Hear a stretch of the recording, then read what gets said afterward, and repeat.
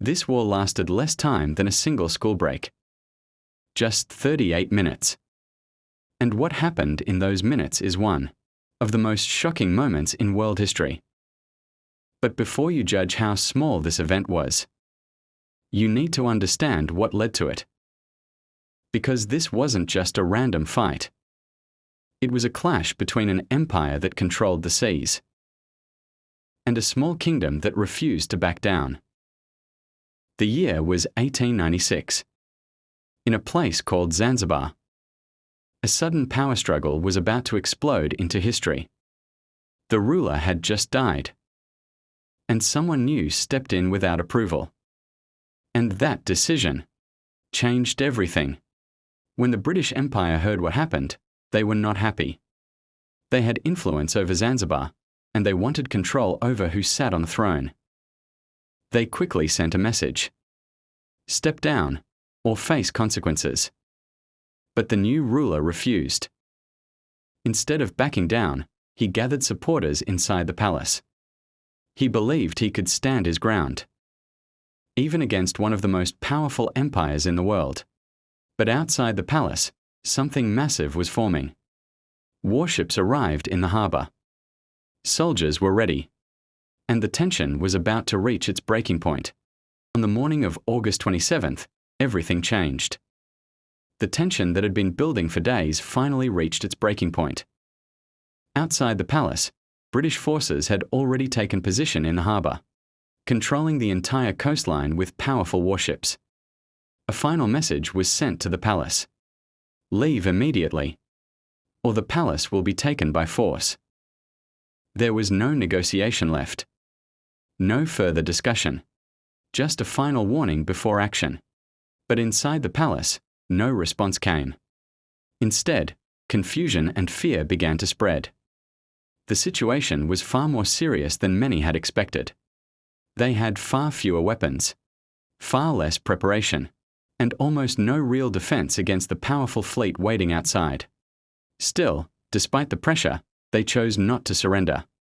Some believed holding their ground would change the outcome. Others hoped a compromise might still happen. But time was running out. At exactly 9:02 a.m., everything shifted.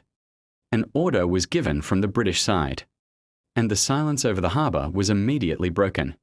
The war began. The first cannons fired across the water, shaking the calm morning air. Smoke rose quickly into the sky. The sound echoed across the entire coastline. Within moments, the palace defenses began to struggle. Structures were hit repeatedly. Communication inside broke down. What had started as a standoff had now become an active attack. And in just a short time, it became clear this would not be a long battle. The battle that followed was extremely one-sided from the very beginning. On one side, there were powerful British warships equipped with heavy artillery, advanced for their time, and positioned perfectly in the harbor. On the other side, the palace forces were far less prepared, with limited weapons and no real defense against naval firepower. The difference in strength was immediately clear. As the bombardment continued, structures near the coastline were destroyed quickly. Each cannon strike sent shockwaves through the area. Dust, smoke, and debris filled the air. Inside the palace, communication began to break down completely. Messages could not be delivered. Orders became unclear, and leadership struggled to maintain control. Panic slowly spread among those inside. People began running through corridors, searching for safety in places that were no longer secure. Some tried to escape toward exits, while others stayed frozen in confusion, unsure of what to do next. But no matter the reaction, the situation was the same. There was no effective way to fight back. The power imbalance was too great. What had started as a tense confrontation had now turned into a rapid collapse. Minutes passed quickly, but the destruction continued without pause. And just when it seemed things could not get worse, the intensity began to slow. Because the resistance inside the palace had completely fallen apart. The ability to continue fighting was gone. And as the smoke rose over the harbor, the conflict that began with tension was already approaching its end far sooner than anyone expected. At this point, the outcome was already beyond doubt. The resistance inside the palace had completely collapsed, and there was no longer any organized defense.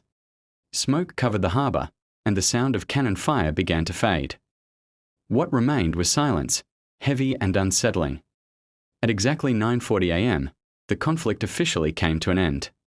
Just 38 minutes after it had begun, the shortest recorded war in history was over. The palace, once a symbol of authority and power, now stood heavily damaged and silent.